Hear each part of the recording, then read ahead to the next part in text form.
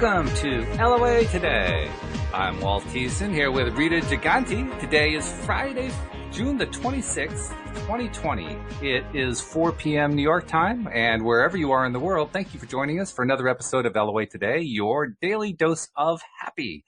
And a little sadness today. Linda can't join us today. She's sad she can't join us today because, she was looking forward to this one. She heard about it too.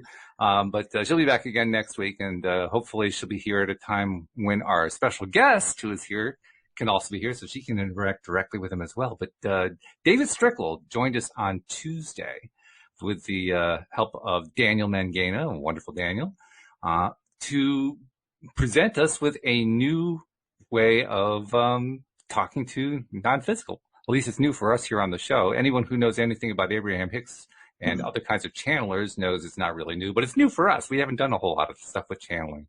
And Rita, I got to tell you, it was a blast on Tuesday. Yeah.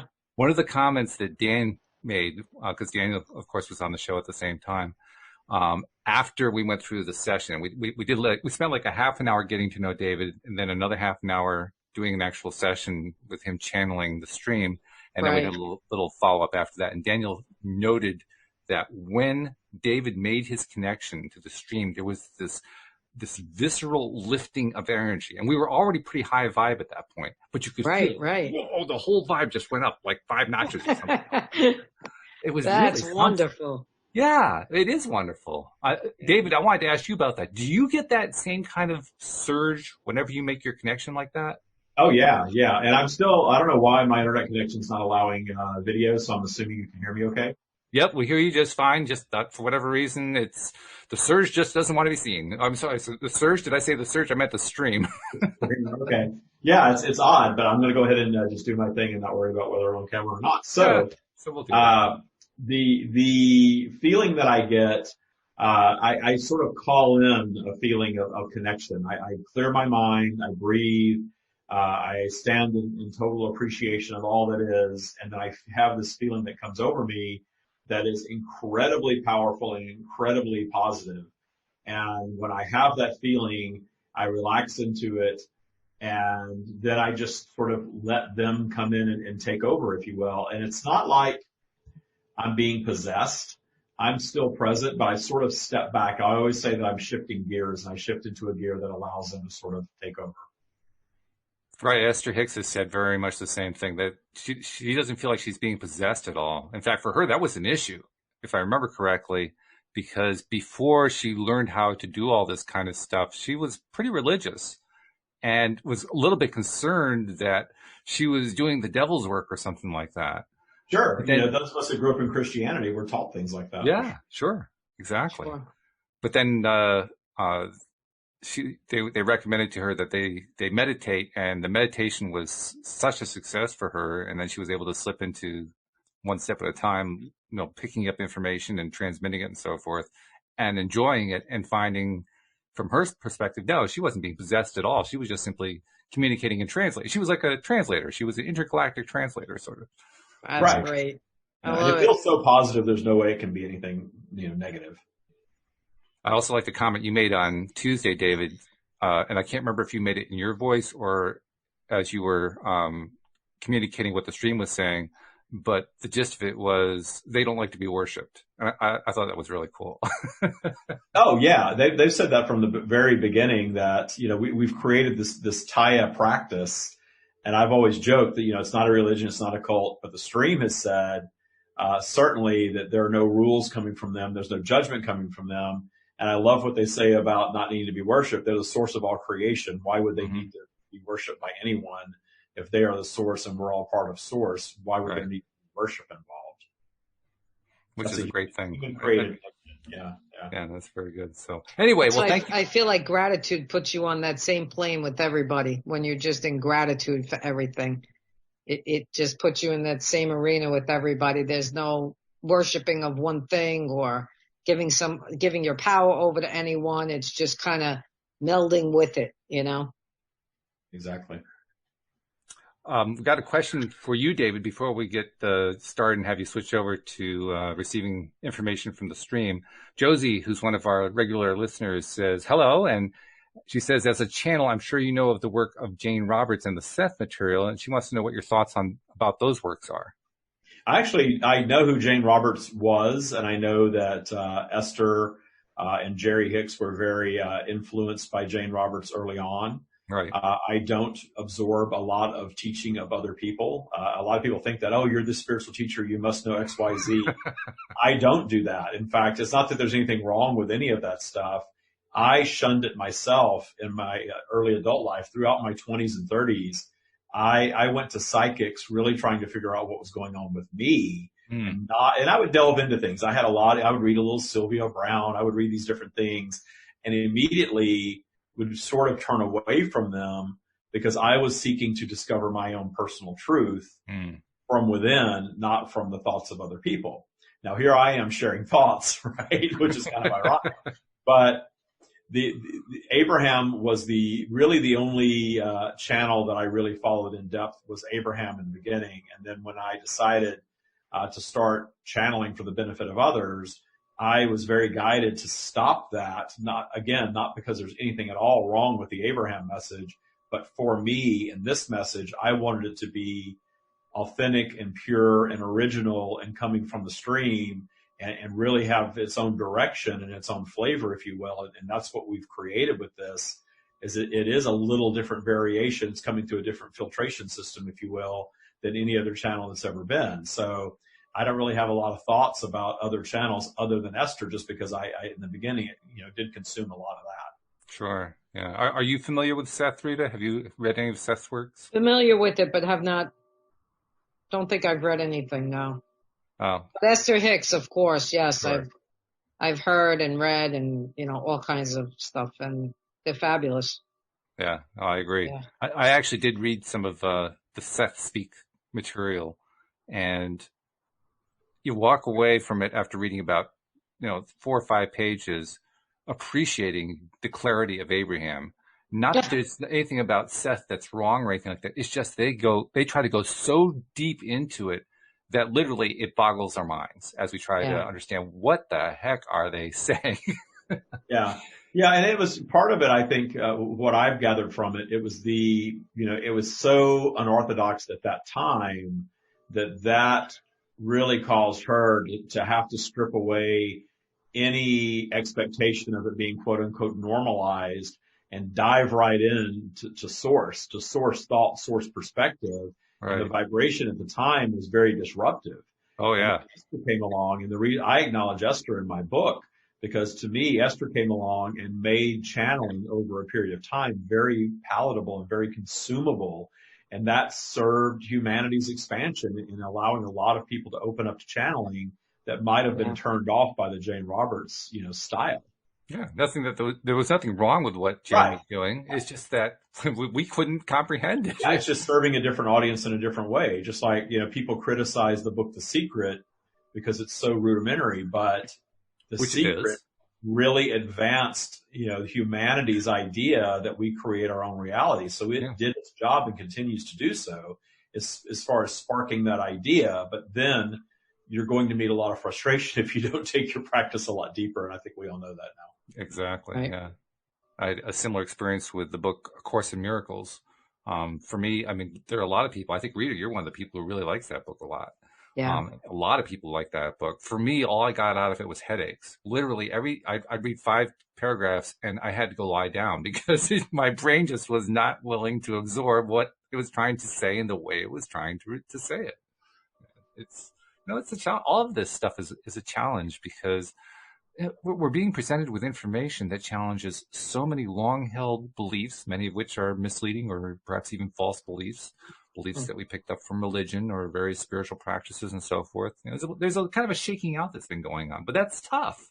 Mm-hmm. When all of the stuff that you have, pulled from your tradition is being, pulled into the light of day and the dust and cobwebs brushed off it, and now you're really looking at it, and it's not really communicating the way it communicated, say, 2 millennia ago, 2 millennia ago or something like that. It's just, this stuff evolves over time, and it's up to us to try to keep up with it as best we can. That's it. I'm sorry, go ahead, Rita. Oh, no, I was just agreeing. Yeah. It's just over time. And for some people, it's a little bit quicker, and others, it's a little bit slow going, but everybody gets it sooner or later. Eventually. And the stream often says we're not in a one size fits all world, because everyone is here on their own independent, unique journey. Right. And all of it serves a purpose. The atheists are here with their sets of beliefs, and it's serving their expansion, the path that they're choosing to take as human beings. Religious people, all these different types of religions, everyone is on their own path, right where they should be, and they're having their own unique experience. And if we discern our preference without judgment of others needing to agree with us, then we're on the best path for ourselves. And we're really lightening up about the thought of other people needing to agree with us. Yeah. I don't need everybody to discover the stream, and I don't need everyone on the planet to try to be a practitioner of Taya. It's out there for the people that are ready for it, that are vibrationally aligned with it. And that's the audience. And if somebody, every once in a while, we'll run an ad on Facebook, and, it's very different to post things to your audience and to run a general ad and a targeted audience, to promote a book or something like that. And you get all of these, people trolling you, like, what is this? This guy's nuts. This is crazy, sure. And all that stuff. And in the beginning, I had to adjust to that. It's kind of entertaining for me now to see that. Like, yeah, you really don't get it, and that's okay. It's not for you. I'm not trying to sell you a book. I'm trying to reach the people who are aligned with it. Sometimes it's better to do that without a paid ad anyway. So. I hear you.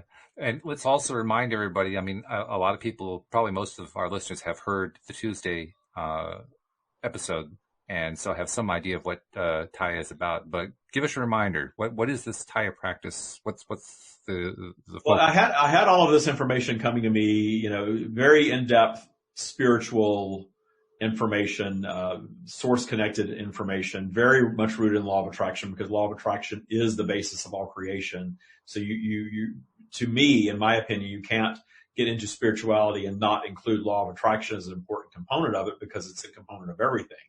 So with my own frustrations with spiritual practice and my own frustrations with law of attraction teachings, I started putting together a set of practices to really heal and transform my own life. And after I started my podcast and wrote my book, I was very guided to leave my job and start teaching people this practice. And in the beginning, it was just sort of a course, and then it just transformed very quickly into a full-blown spiritual practice that allows you to release fear from your life, reset and raise your default vibration, and align with any change that you want. And it works. So, that's what I do now, is I teach Taya to people all over the world, and it activates the spiritual awakening within you wherever you are in that process. I've had spiritual teachers with 30 plus years of experience come through and have an even more intense awakening experience after practicing this for years, getting into these tools, because it's a daily set of things that we do that are not rooted in religion. There's no rules, there's no judgment, there's no worship, but there are specific things that we do in our lives to clean up our vibration and raise that default, which is very important.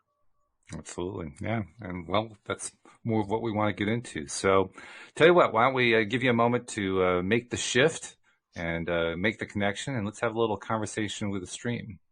Sound good? Right. Yes, it'll take just a Very couple excited. of moments. It's almost like seeing an Abraham workshop, Rita, because you know how Esther does her thing, and she takes Yeah, about the same I love time. her. Yep. Yeah. And he's about She's the so same. down to earth, and David sounds the same. Mm-hmm. Yep. I even have questions ready for the stream, so the live streamers have been busy.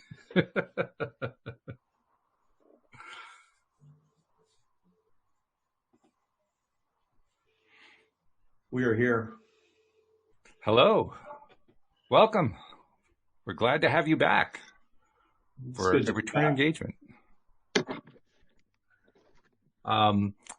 We have more questions that we want to bring to you. We're going to include some from our live stream listeners.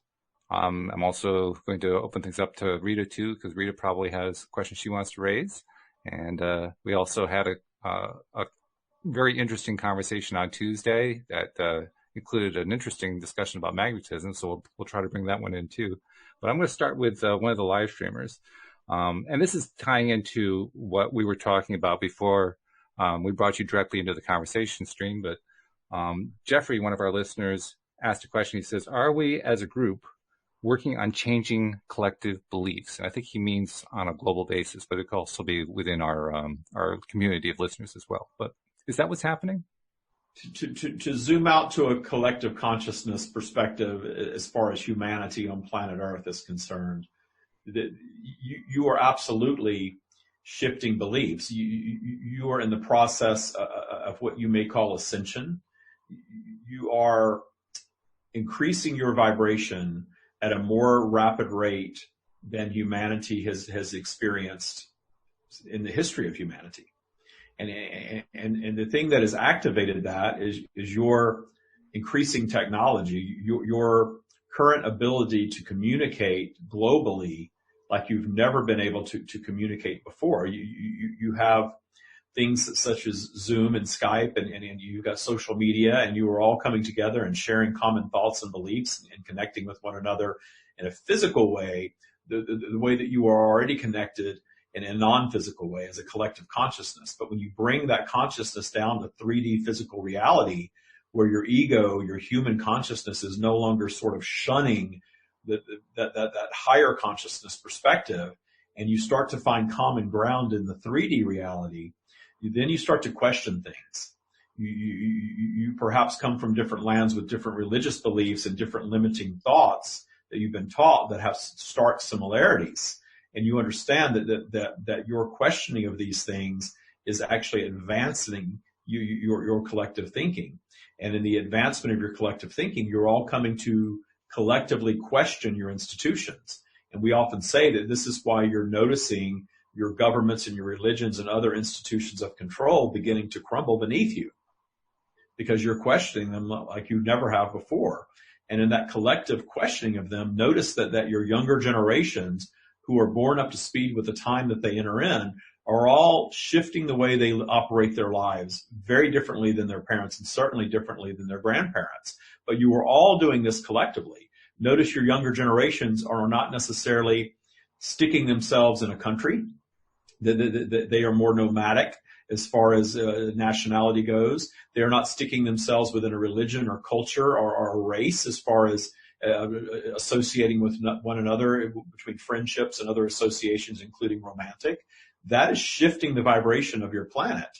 And that shifting vibration is causing, if you will, a speeding up of time. You have sped up the time on planet Earth just a bit, and you are not aware of it. Your scientists would look at your clocks and say it's exactly the same as it's always been. But things are moving faster, and the things that drive your time are actually moving faster. And most of you are aware of this speeding up, though you can't quite label exactly what it is.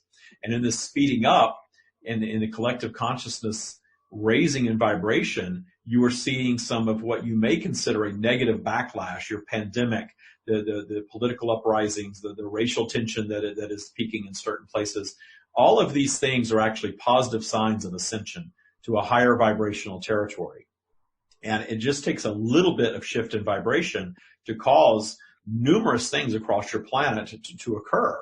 And you're all questioning, you're all reevaluating, you're rethinking how you operate, and you are all going through different levels of an awakening process, even those of you that are fighting it and wanting to go back to earlier times. That is part of their awakening process. They are just not aware of what it is. Most people here on planet Earth do not share the kind of spiritual beliefs that we talk about here on the program. They have other beliefs. You outlined some of them. One of the things I think that happens when there is this kind of ascension, as you're calling it, an increase in vibrations planet-wide, is that those who don't have the kind of educational background that Rita has, Linda, myself, Daniel, and so forth, it's confusing when you don't have that background. When the stuff is going on, it just seems chaotic. It seems stuff's falling apart, like stuff's out of control. And it can create a pretty uncomfortable experience. I would even go on to say a very majorly uncomfortable experience for people. So I was wondering if you could comment on that side a little bit. For people they get confused in a kind of situation like this, and they get afraid. They become fearful, angry. raging at times. And it's almost like they feel like they've been abandoned. They feel like that, pick any negative emotion. That's what they're feeling. I guess that's what I'm trying to say. So talk about that for a little bit. How this is affecting people who don't really understand what's going on, and how is this actually contributing to their vibration raising? The reaction to any condition in a human life on planet Earth, and this is true for all physical, but we will focus, of course, on this topic of humanity. Mm-hmm. There is no right or wrong way to experience a human existence. There is value in all of it. And we do not judge any of it. And as you all continue on your paths to what you may call higher enlightenment or awakening, which we are sure most of you understand is a lifelong journey, there's not a destination that you truly reach. But the more you practice and the more you do a practice that we have recently called zooming out to our perspective of non-judgment, zooming out to our perspective of understanding that every being is on their own unique path, having their own unique journey, and there's truly no wrong way to do it. You are perhaps looking at it from one who has done a lot of internal work to reach this perspective that you consider indeed a higher perspective of higher enlightenment, and we are not telling you that you're wrong, you are. But part of that higher perspective will eventually be, and we're guiding you all to zoom out to this perspective, one where you appreciate the experience of every other being on your planet for wherever they are, even if they are living in turmoil, even if they are terrified of what's going on and not understanding it. Their existence is their own sum of choices that has brought them to that point of belief. And if they are locked in a prison, if you will, of continual fear and misunderstanding, that is a place where they have put themselves and continue to keep themselves there, stifling themselves out of fear. And when their end of life comes and they shed their human form and return to their completed state, as each and every one of you will, they will look back upon their lifetime and not see it as one that was wasted, and not see it as one that they got wrong, and not see it as anything negative whatsoever. They will be in full appreciation for the difficult time that they endured, and that was the experience that the soul was ultimately looking for. In that vibration, you are all experiencing different types of physical existence, and the sole purpose of physical is to discern preferences and experience physical versions of the energetic realm that you appreciate from your perspective, understanding that in doing that, you are going to encounter unwanted things in your lives. Each and every one of you will. And in encountering these unwanted things, you have a choice to let it take you further down in vibration and create more things of that nature with even greater magnitude, or you have the choice to allow it to drive you up in vibration where the solutions lie. And in your solving of that issue, even in just your coming to terms with it and appreciating it, you are expanding in that process. So there is some type of expansion offered either way. Eventually, if you go down far enough and keep going down and down and down and down, you're going to hit bottom, and you're more likely to force yourself up in vibration, because polarity will draw you up and you will begin to solve some things. You can take yourself so far down in vibration that you end your life experience in an unsavory way from your human opinion. But then you're returning to your completed state of pure positive energy and looking back at that experience and expanding in your non-physical state from having had that unwanted experience from a human perspective. Yeah. So there's nothing wrong with anyone that is pushing against these ideas, that are not ready for them. We guide you all to take a brief moment and pat yourselves on the back for being so advanced that you're interacting with energy such as this. It is an accomplishment indeed, but you continue on your journey, and then you gain full appreciation for all of those who are nowhere near this place and never will be as long as they are physical. So there are actually a large percentage of the population that are going to remain what we might call low vibe for the duration of their lives, and that's the way they intend it, or is that just the way that they're going to play it out? That is the way it's playing out for them as a human being. The intention is to come and experience unwanted things, finding your paths to the things that you discern as your preference. In fact, very often human beings look upon other beings in judgment believing that perhaps the ones that are born into illness or poverty or genocide or something of that nature are somehow cursed, while ones who are born into lives of privilege are blessed. Is that exactly the opposite from a consciousness perspective? You are seeking to come and have what you may deem a difficult life experience as a human being, when you are seeking higher levels of contrast and higher levels of expansion as a soul consciousness being. You are placing yourself in the path of the worst conditions very often. So those that you see that are placing themselves in that path, you are judging it from your experience that is not theirs. But that is a soul consciousness being that is coming to planet Earth to have a very challenging situation, perhaps not even making it out of the womb for one reason or another, and expanding in that experience.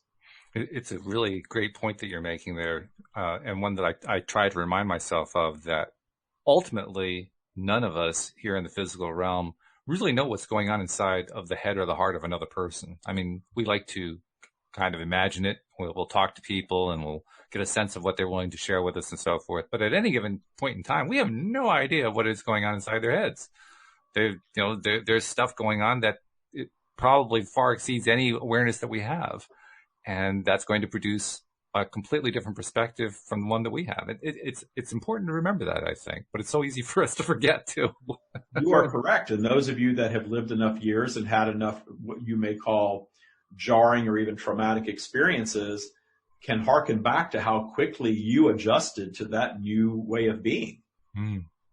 You adjust very, very quickly. And when one has lived a completely different path, there is even less adjustment needed to adjust to something that you consider very unsavory, perhaps. But you are looking at it through your perspective and not theirs. Right. Boy, that perspective really is everything. So, Well, we got more questions. Jeffrey's got some too. Rita, do you have anything you want to jump in with? I mean, I can just see your face. I'm good right now. I'm just enjoying it. Okay, yeah, I'm good right now. So let me go to Jeffrey. He's got a few questions, and I think Josie had some too. He says, how is identity related to our experience here, and how does that play into how channels show themselves? Your identity, as far as the circumstances that you project yourselves into, is a match to your set of desires as a soul consciousness being. Your gender, your race, your nationality, your parents, your economic status, all of those things are a vibrational match to a set of circumstances that you're wanting to place yourselves in. And from your soul consciousness perspective, you are very much understanding that you are going to have this point of entry to planet Earth. And when you enter, you are going to acquire a human ego consciousness that is going to overshadow the eternal nature that you truly are. For the most part, we say overshadow, not completely wipe out. You are all aware of this eternal connection. That is why your religions are so powerful, because it has been labeled God, and you've been assigned very often a set of rules and consequences based on this connection that you know is real. And many beings are identifying that as something external from them, when in fact they are identifying their own higher self energy, which is part of that which we are. As far as the beingness of channels, you are all receiving our energy in your own unique way. And you are certainly not all on paths of receiving and sharing the way that David and others who quote unquote channel are receiving and sharing it. That is a unique set of circumstances and intentionality that allows that to be. The more you take the encumbrances off and the human judgment away and the fear away from what you're receiving in your own lives, the more clarity you're going to receive for yourselves. And the more clarity you receive for yourselves, the more you are either going to be guided or not to share it in some way.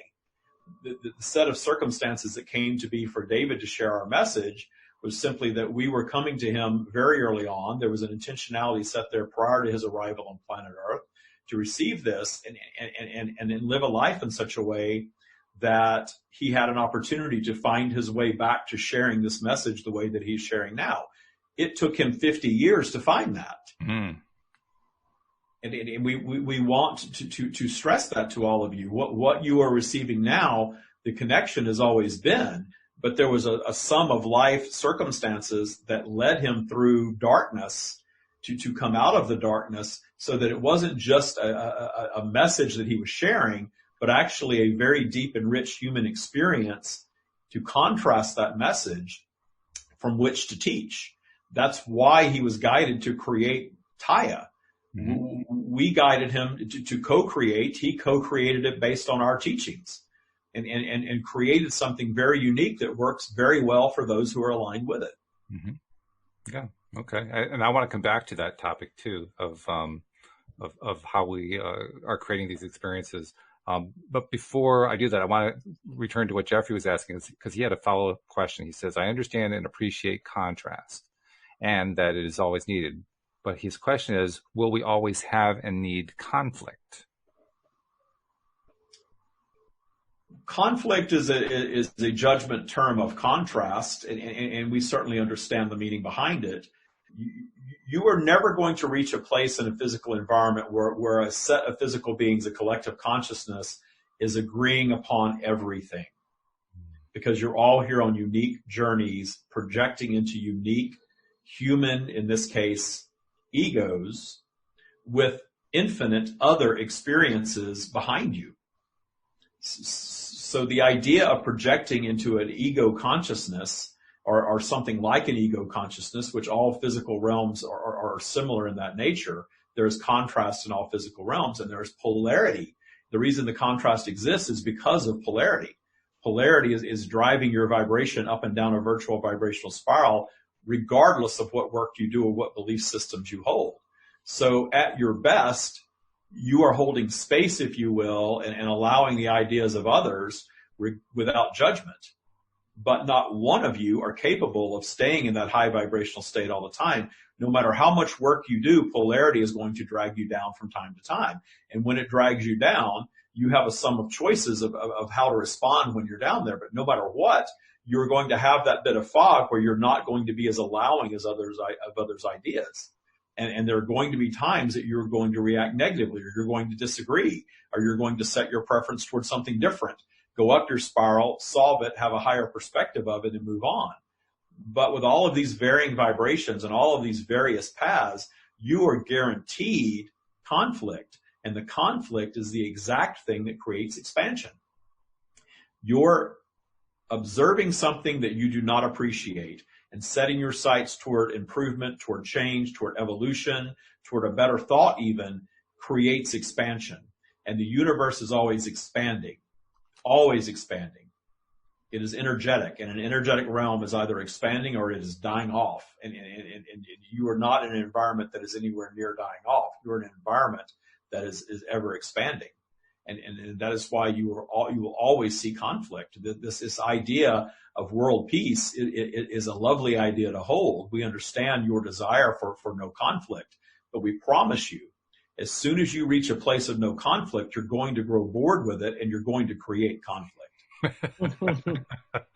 So would it be safe to say that the conflict is there, but when people could begin to appreciate somebody else's experience and not judge it, maybe there doesn't have to be that kind of conflict. Maybe we can accept each other's viewpoints, not judge it, even though there is differences. And there's always like you said, there's always going to be differences, because not everybody, we'd probably be bored out of our minds if everything and everyone was the same. So, but I think we're at a point, and, I'm just throwing it out there, where we really have to learn to not judge what somebody else is experiencing or what they believe. We have to just honor what that is for them, and like we would want that for ourselves. Then I think we can coexist and co-create in a way that's, where there's not the conflict that I think that some people are talking about, because there's so much right now around the world that's happening. And a lot of it is for good. But I think it, especially for people like me, who's an empath, it could take a toll on the body. So I'm just seeing it from a different perspective. That's all. Remember that you are creating your own bubble of reality, and that is the only thing you truly have control over. And in your own bubble of reality, where we guide any empath to, is to continue on your journey to this place of appreciation of all of it. And we promise you that that is a place that you are capable of reaching in your journey of full appreciation of the conflict. Because when you begin appreciating the conflict, suddenly it is not this negative thing for you anymore. And when you begin appreciating the experience of others, we will share with you that David is quite empathic, although he tends to turn that off as much as he can, because it makes him distracted from sharing what we have to offer and the absorbing of the energy and thoughts of others. But in a moment's time, he can certainly tap into these other thoughts.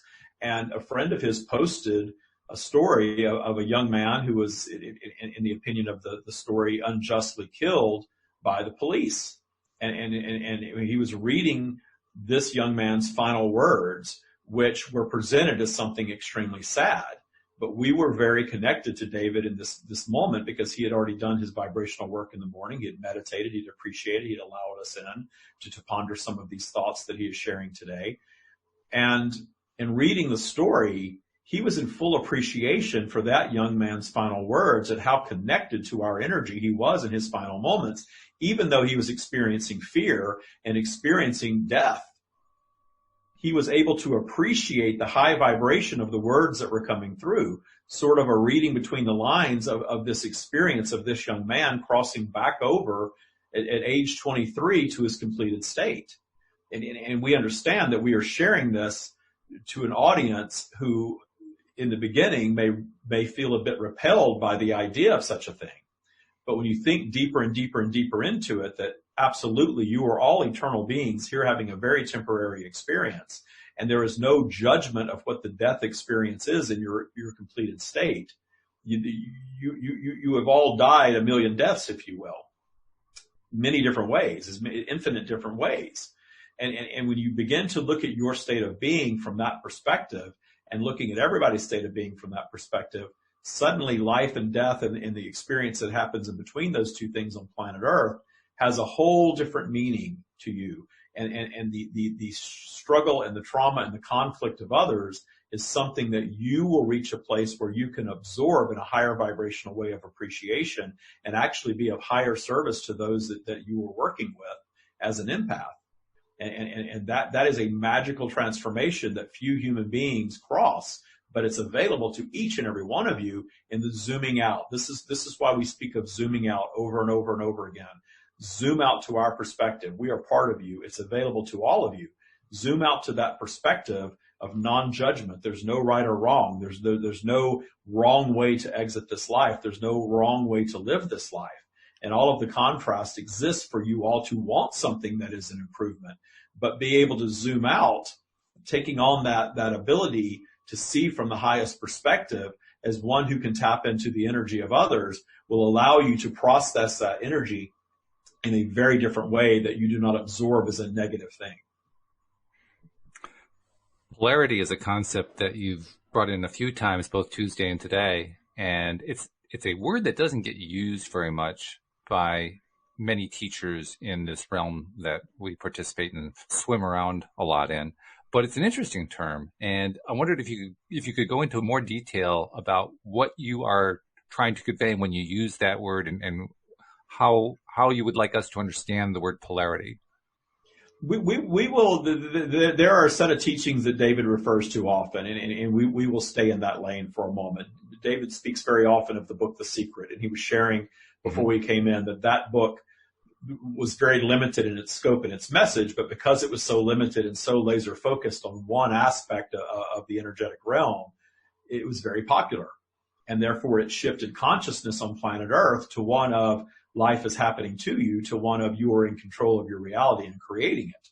And many people began believing that. And then there were other teachings that came after that, and a lot of experimentation with utilizing it with more intention, if you will, that was also met with a lot of frustration. We are here to share a further evolution of that message, that the cure to that frustration, if you will, is to fully understand polarity and fully understand the gift to your being that negative and unwanted things are. Polarity is a universal force that keeps everything in balance. In fact, it ensures the continual expansion of the universe, and it ensures the continual expansion of your being. Remember that you are a reflection of the universe, and your contrast that you experience that drives you ultimately to want something more, something changed, something improved. That improvement, even if that improvement is just a little bit of a better feeling thought, if you will, that is your expansion. And that is more important than many humans realize at this point. And so the negative contrast, you are not going to reach a state where you are simply sitting and manifesting everything that you want. Not one human being has ever done that. There is no evidence of that whatsoever. Even the wealthiest among you that are manifesting lots of material things are all manifesting lots of material things because there are other giant voids in their being. And they are labeling that as happiness, and notice that there's no ending to the things that they need to try to create happiness. True. Material things. Yeah. In fact, it's also true that I've found this to be true anyway, that anybody who develops the skill of manifesting and develops their ability to be very selective about what they're going to focus their attention on and so forth, I find that if we look at what I find to be the three most popular things that people try to manifest, those are money, relationships, and health. That seems to be the top three in almost any conversation that I hear about.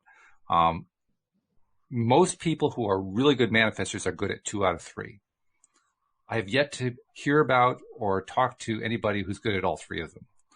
And that kind of ties into what you're talking about, that polarity ensures that you're not going to have every single thing that you want all the time. There's always going to be something to challenge. You are too intelligent to have everything that you want. There are certainly the ones at the top of the food chain in your animal kingdom from your human perspective are very likely manifesting everything they want. And they collectively have manifested their way to that place. But they're going to hit a wall because they're still in the animal kingdom, and yet here you are out of the food chain as human beings, the most intelligent beings on your planet. That obviously gives you a lot of power to do a lot of things that your animals are not able to do and create, but it also gives you a higher degree even of contrast. And the higher degree of contrast is that you overthink things. You question, you overthink, you beat yourselves up emotionally, you do all of these things that you don't have to do, but naturally you do them. So if you ever reach a place where you're manifesting all 3 of those things simultaneously and stick yourself there, that will signal the end of your experience on planet Earth, and you will manifest your departure back to your completed state. It reminds me of a story that my Monday co-host, Louis D'Souza, told recently. And I don't know if he told it on the podcast. He may have told it to me off air, so to speak.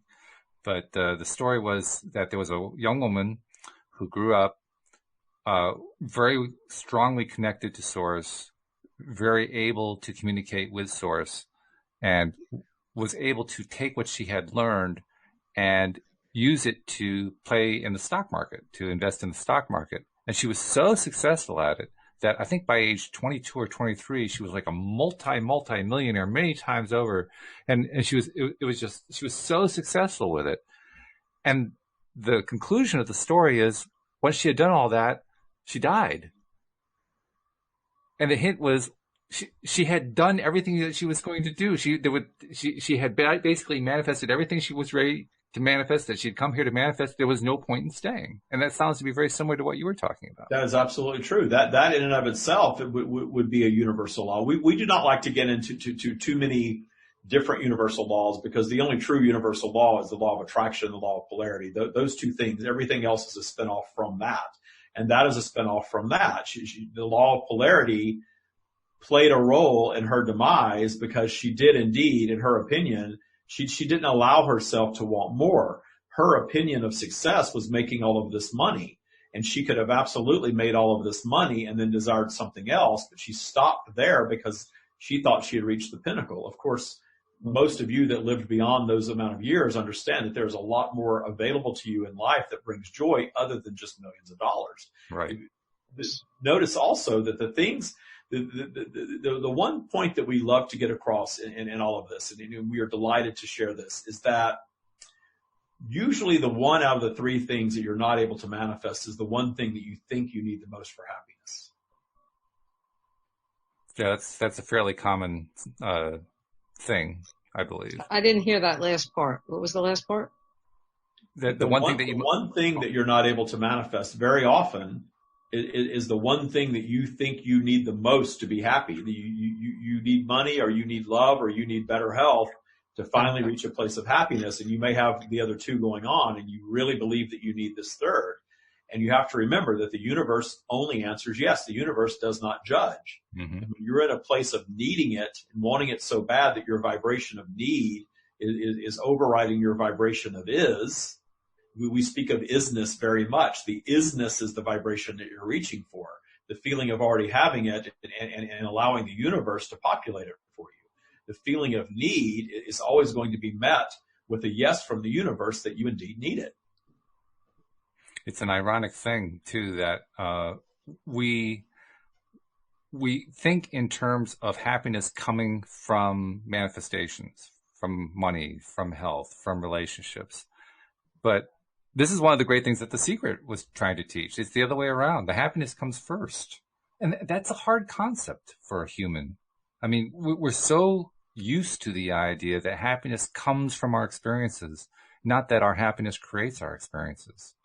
That's why I was forget when the episode two episodes before we were talking about being in gratitude, and that how that changes your state of being when you're in the gratitude, when you're thanking, the universe and spirit or whoever you connect to, and that brings such a feeling of joy and happiness in your energy. And then I find that when I do that, like, things just snap into place. You don't really have to try that hard when you're in that place. In your contrasting physical environment, the polarized environment of planet Earth, you absolutely are taught contrary to universal law, and this is a point of control of humanity. Your system of commerce. You are being told that happiness lies in things that you can buy from other people. That's true. It's one of the many messages. Absorb these teachings. You've absorbed these teachings for a very, very long time. Or you're taught that happiness lies in attending a certain church and tithing and supporting that religion. Yep. It all draws back to your system of commerce. And we are not guiding you away from your system of commerce. It is the system that is present on your planet in your current lifetime. You're not likely to change it.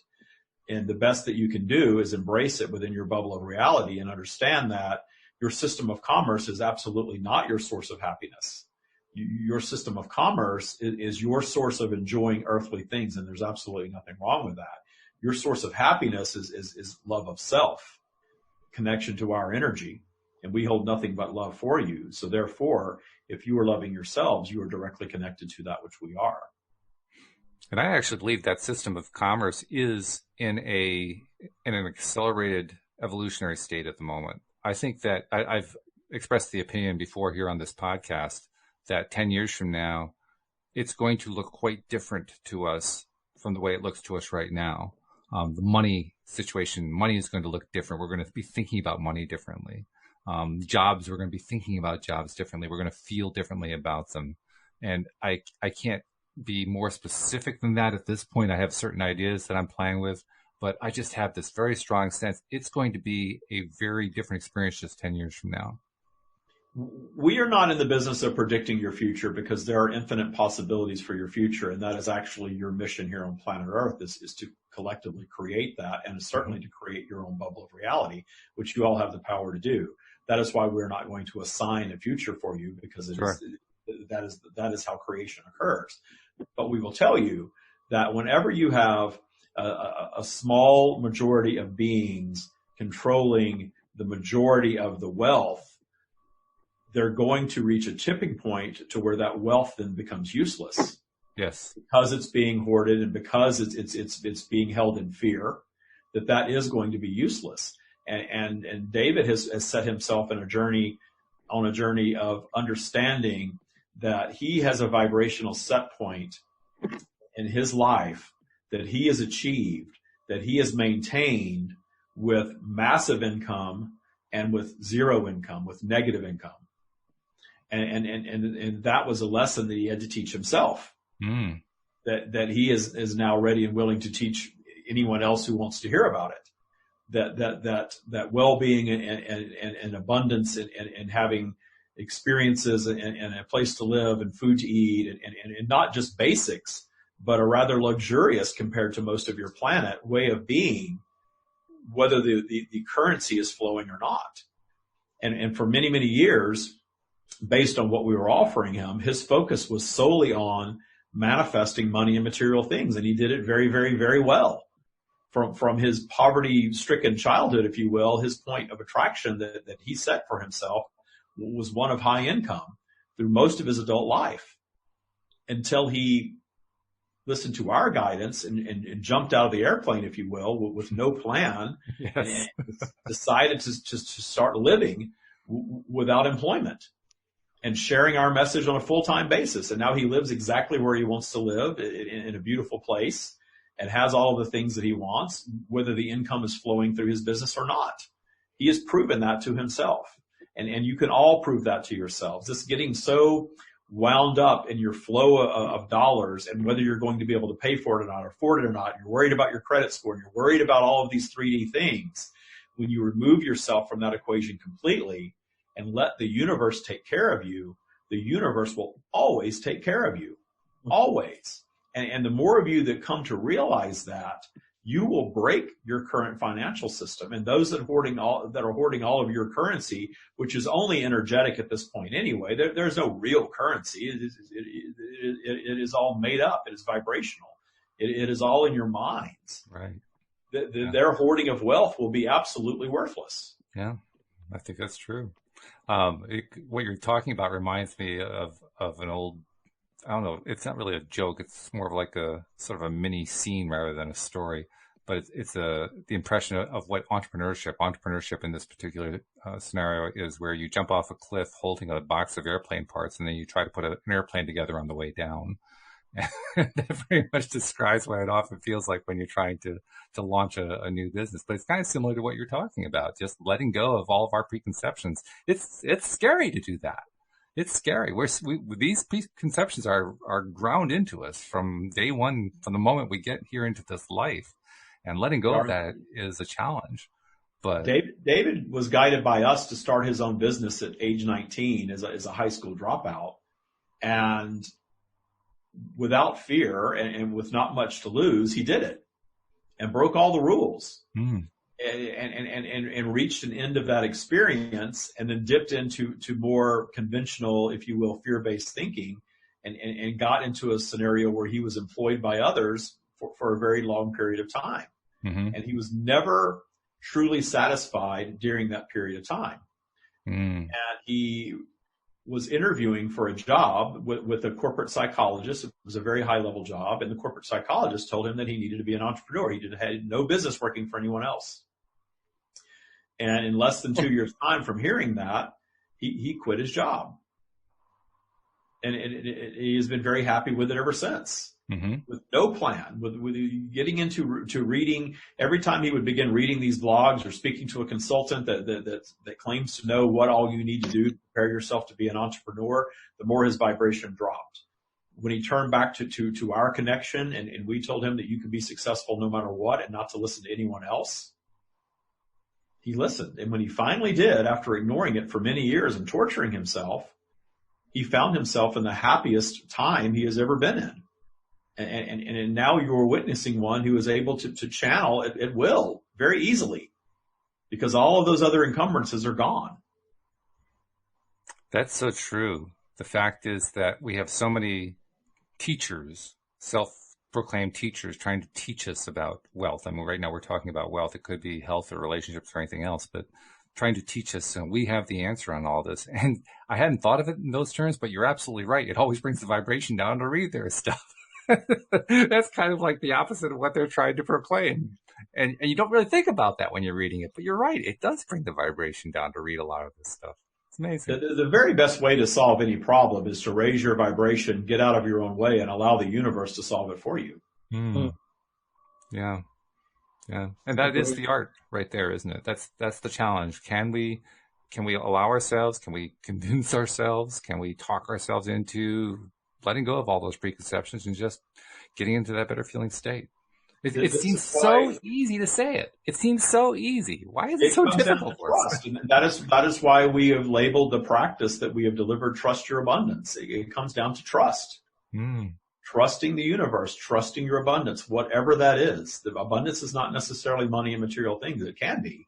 Sure. But it is anything that you desire is your abundance. And if you trust the universe and you are able to trust in the process of detuning fear.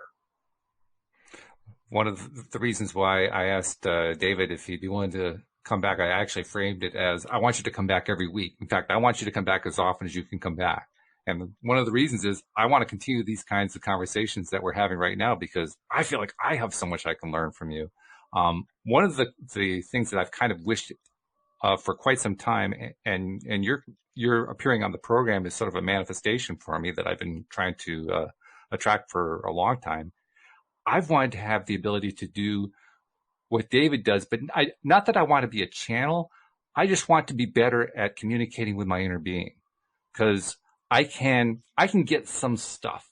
I can get some feelings. I mean, certainly emotional feeling is one of the best ways to make that connection and to realize what it is that I'm feeling deep within and how it is I'm responding to X, whatever X is. But I also like the idea of this kind of verbal communication. That's the way humans communicate. We communicate verbally. And I love the idea of being able to develop that within myself, to be able to have that happen more frequently within myself.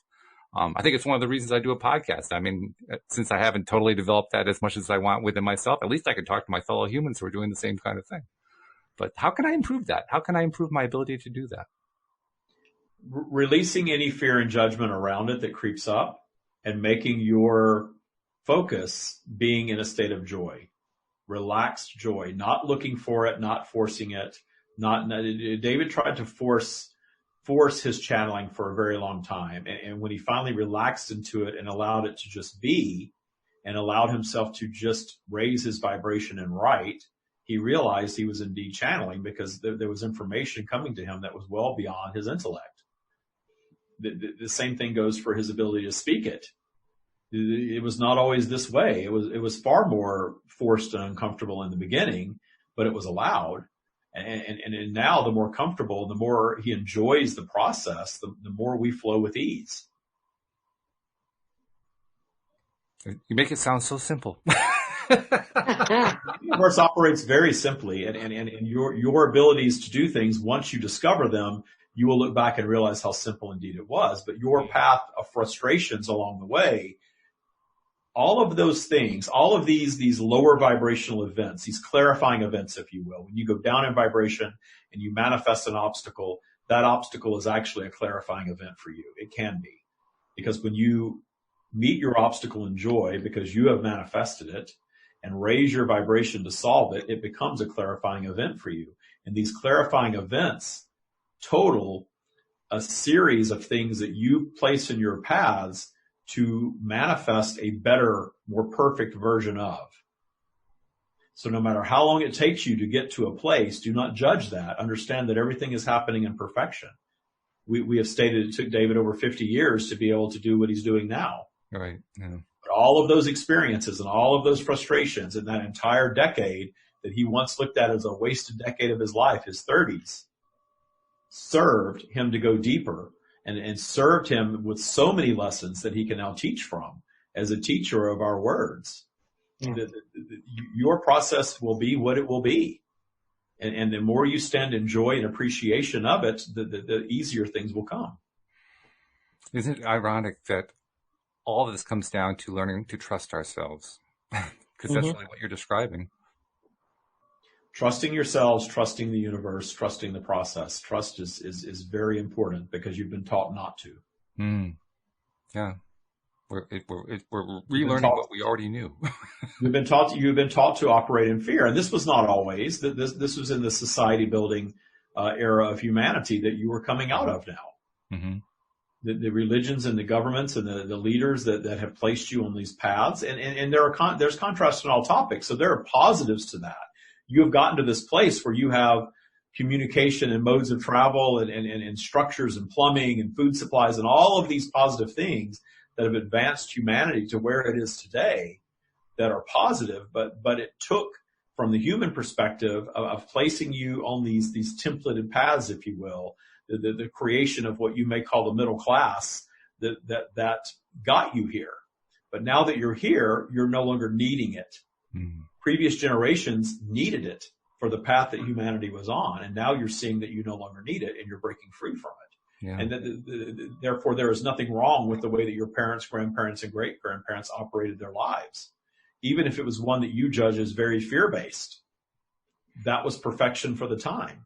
But now here you are all coming out of this. And those of you that are absorbing these thoughts and accepting the responsibility for everything that has occurred in your lives and everything that will occur in your lives, you are on the leading edge indeed. But part of being on the leading edge is reaching a place of non-judgment for those who are.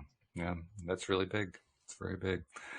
The only thing that I'm afraid I do have to judge on is the fact that we're out of time for the show today. So I'm going to say thank you very much for coming on to the show. Thank you. Yes, that was wonderful. We're going to make sure that you come back again. So I'm issuing the invitation to you, the stream, and we'll also issue the invitation to David to keep coming back because, boy, I mean, we've just barely begun to touch on the questions that can be asked here. Exactly. This has been a glorious experience for all involved, and we will drag David's physical body. Glad to hear that. Very glad to hear that. So we'll give you a moment to let David withdraw from the connection there, and I'll take that moment to remind people this is why we ask you to subscribe. This is why we want you to be subscribers of the podcast. If you're not yet subscribed, please become a subscriber. It's very simple to do. If you aren't sure how to do it, go to loatoday.net. You'll find instructions right there at the top of the page. And yes, for those of you who are wondering, we are getting really close to issuing the app that will make it so much easier for everyone to listen to the podcast. I found new ways to block apps from appearing, but I am learning to remove those blocks. And so I am anticipating any day now I'm going to be able to announce that, yes, you can go download it. It's just that we're not quite there yet. But that is coming soon, and that will be another reason to be a subscriber. You'll get the news. You'll get the information that, yes, the app is now available for download. Also, make sure that you take a moment to share and tell a friend, because that's how more and more people find out about this. That's how we reach the people who need to hear the message, who need to hear the information that the stream, that Rita, that Linda, that Dan, that Louie, that all the others who are involved here are trying to share. They need to find out that it's here. So please share through social media, through friendships and so forth, that this information is available and more people can be accessible to it. And David, I'm not sure if you're back connected yet, but Rita, I'll ask you first. What's your impression? I know you liked what you heard, but yeah, it's such a, even for us who are, can connect to this and accept it easily because we're in this field, like we do this work already. Right. It's still so uplifting when you have somebody come in and talk about, what we already know, but to hear it again, it's refreshing. It just brings the sense of peace and joy. And I always learn something from someone or, who's ever channeling, even if it's something I don't, connect to, I'm still learning something from it. So, it's beautiful. It's just beautiful. I have a friend that, and a mentor of mine who used to do this, but her voice would change. Mine, I'm back, by the way. Hi, David. I came back in, but it took me a little minute to get out of the confusion. I'm still buzzy from it. My voice was different. If you go back to my podcast in the very beginning, my voice was different, and that was really me not being fully comfortable. Okay. And then it eased up, and now it's very similar. I mean, the personality is very different when they're coming through. But and they're far more eloquent than I am, but, my voice leveled off to sound just a lot like me after just a few months. And I know that Esther used to sound very different. Oh boy. Yes. Yeah. Abraham. And Yes. I think because she came before and made it more comfortable, that is inspired now all of us who channel after her to, it's forever changed because of that. Yeah, that's very cool. Wow. It's beautiful. Thank you, David. Yes, very much. Thank you so much for coming back. And I was glad that you were able to come back so quickly. I mean, I put it out. You'll remember I put it as a message to you through Facebook. We'll take you as often as you can come back. No, anytime there's great questions for the stream and the vibe is super high, I'm happy if I can to jump on and be part of it and give them a workout. I love it when people give them a workout. Because that's really new thought. Because a lot of times people come on the Facebook show that we do, or the YouTube show, or the podcast, or the radio show, and they have the same questions over and over again. Right, so right. New, interesting, deep questions. I like the easy questions are great because it's helping someone new, but the deep ones, that's what I really get into. So this is a lot of fun.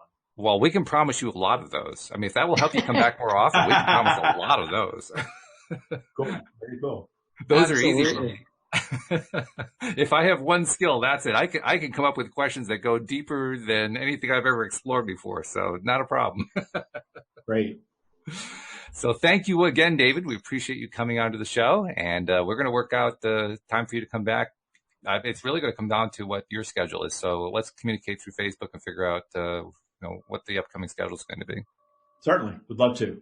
Sounds good. And Rita, this is great. I mean, we missed Linda, but yes, I miss Linda, but yeah, listen, I'm sure David will be back and she'll be able to connect. Absolutely. Yeah. That's great. So thank you guys very much. Thank you especially to live streamers for the questions you had to ask. And especially thank you to our podcast listeners as well. Without you, we wouldn't have a podcast. You make it so worthwhile for us. So thank you very much. We'll see you all next time here on Elevate Today. Goodbye, everybody.